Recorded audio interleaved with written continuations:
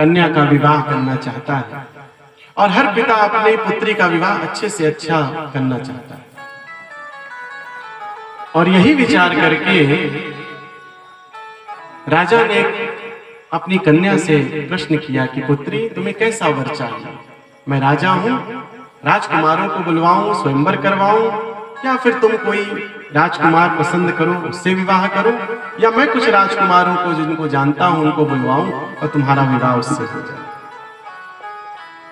बोले पिताजी, आप स्वयंवर कीजिए और स्वयंवर में बस कुछ प्रश्न पूछूंगी और जो युवराज राजकुमार उसका उत्तर दे देगा मैं उसी से विवाह करूंगा। बोले ठीक है, ऐसा ही करते हैं। यही विचार करके राजा जी ने दूर दूर देशों के प्रदेशों के राजकुमारों को आमंत्रित किया। बड़ी सभा लगी और ऐसे ही बहुत बड़े राजमहल के भीतर बहुत सारे राजकुमार सिंहासन पर आरूढ़ हुए, बैठे। राजकुमारी आई, सखियां आई, वरमाला ले आई। राजा ने खड़े होकर के सबका स्वागत किया और कहा, भाई हमारी कन्या बस एक जो है प्रश्न करेगी और उन प्रश्नों का जो उत्तर दे देगा हमारी कन्या उसी से विवाह करेगी, उसी को वरमाला डालेगी और वो उसका पति हो जाएगा। सब कहे हाँ हाँ बिल्कुल बिल्कुल, पूछो भाई क्या बात है। बोले मुझे 1 से 16 तक की 7 संवत गिनती सुना दो। पहला राजकुमार जल्दी से खड़ा हुआ जो सबसे आगे था। हाँ मैं सुनाता हूं, अभी सुनाता हूं, बोलो। गिनती सुननी है, 1 2 3 4। राजकुमार ने कहा बैठ जाओ, ये तो मुझे भी आती है, मैं अपने से विवाह कर लूं। दूसरा थोड़ा चालाक था राजकुमार, खड़ा हुआ, बोले मैं सुनाऊं? हाँ हाँ सुनाओ सुनाओ। 1 में 1 2, 2 में 1 3, 3 में 1 4। बोले बैठ जाओ, ये भी मुझे आता है। फिर कोई संस्कृत में आया, 1 द्वितीय तृतीय चतुर्थ। बैठ जाओ भैया, संस्कृत भी आती है। राजकुमार बड़े चिंतित, यार ये कैसा प्रश्न कर दिया। राजा अलग परेशान कि पुत्री ने क्या कर रही है, गिनती तो ऐसे ही सुनाई जाएगी। राजा दुखी हुआ, राजा जनक की तरह कि अब ये तो बड़ा गड़बड़ संकल्प हो गया और ये राजकुमार जितने हैं अगर इनसे विवाह इसका ना हुआ तो मेरी कन्या तो बिना विवाहे रह जाएगी। राजा ने कहा पुत्री तो अपने उस संकल्प को छोड़ दे, उस प्रश्न को छोड़ दे, इसमें जो तुम्हें सुंदर लगे वो वर ले ले, सब राजकुमार बड़े सुंदर हैं। बोले नहीं पिताजी, अब विवाह करूंगी। अभी समाज में आकर के अगर मैंने प्रश्न कर दिया तो मैं विवाह उसी से करूंगी जिससे इसका उत्तर मिलेगा।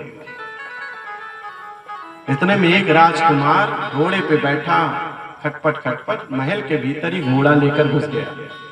सैनिक रोक रहे, रुक जा भाई रुक जा। राजकुमार कहे नहीं, देरी हो जा रही। वो घोड़ा लेकर के, जैसे मान लो पांडाल लगा सामने से घोड़ा लेकर कोई आ जाए, ऐसे ही बड़े बड़े महल होते थे। घोड़ा लेकर आ गया, बोला हाँ हाँ मैं भी विवाह करने आया हूं।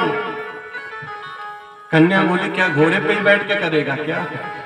अरे नीचे उतर जा भाई, आसन ले ले, हाँ बैठ जा आराम से। बैठा बाहर। कन्या ने कहा पूछूं अब? बोले हाँ। बोले इतने धुरंधर सब पीछे हो गए। बोले कोई बात नहीं, आप प्रश्न करो। बोले 1 से 14 तक की 7 संवत गिनती सुना दो। बोले बस इतना ही? अभी सुना देता हूं। राजकुमारी ने कहा ये पागल है, इतने आए नहीं सुना पाए, ये इतने उससे कह रहा है अहंकार से। बोले सुनो राजकुमारी, एको ब्रह्म द्वितीयो नास्ति। बोले परमात्मा एक है दो नहीं। राजकुमारी ने वाह बहुत सुंदर। बोला दो जीव और ब्रह्म, आत्मा और परमात्मा होते दो हैं लेकिन हो जाते हैं एक। वाह, बहुत सुंदर। बोला तीन ब्रह्मा विष्णु महेश। बोले चार ऋग यजुर अथर और साम वेद। बोली पांच, बोले पंच तत्व पृथ्वी जल वायु अग्नि और आकाश। बोले छह शास्त्र। बोले सात, बोले सप्तऋषि। बोली आठ, बोले अष्ट सिद्धियां। बोली नौ, बोले नौ निधियां। बोली 10 महाविद्या। बोली 11, बोले एकादश रुद्रावतार। बोली 12, बोले 12 ज्योतिर्लिंग। बोली 13, बोला 13 बाप, 14 मेरा बाप, 15 तू, 16 मैं। बोली भाई ये 12 तक का तो समझ में आया, 12 तक तो समझ में आ गया। ये 13 बाप, 14 मेरा बाप, 15 तो, 16 में, ये नहीं समझ में आया। बोला वो भी समझ लो। 13 बाप जिसने तुझ जैसी कन्या को जन्म दिया जो धर्म युक्त होकर के प्रश्न कर रही है। 14 मेरा बाप जिसने मुझे जन्म दिया और मैं यहाँ उत्तर देने आया। और 15 तू जो प्रश्न कर रही है, और 16 मैं। डाल दे वरमाला मेरे गले गले। बोलो उमापति महादेव की जय। तो हो गया विवाह। जब धर्म कहीं होता है तो जब उसमें सुख होता है, वह सुख आनंद देता है। और जब कोई शास्त्र सम्मत अपने जीवन को चलाता है तो कभी दुख ही नहीं होता, क्योंकि दुख होता ही नहीं है, सुख होता ही नहीं है। दुख और सुख ये सिर्फ अपने विचारों का खेल है। होता है ना कि हम कहते हैं, अभी कुछ दिन पहले परसों ही राव साहब के यहाँ जब बैठे थे, हमने कहा किसी को सुख हो, मान लो अभी 5 करोड़ रुपए हमारे सुशील पांडे जी को अभी यही मिल जाए, कोई दान कर दे, पांडे जी लो, या आपको मिल जाए। अब पांडे जी कह रहे हैं गुरु जी मिल ही जाए, कोई आ ही जाए, एक बार दे ही दे। मिलेगा क्यों नहीं मिलेगा?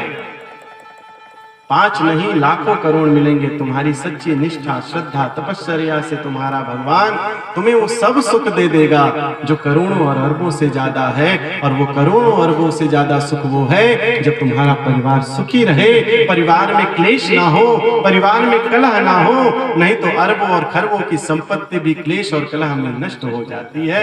तुम्हारे करोड़ों अरबों तो सिर्फ तुम्हारे परिवार के लोग, अगर वो मिल गए तो समझो तुम्हें सब कुछ मिल गया।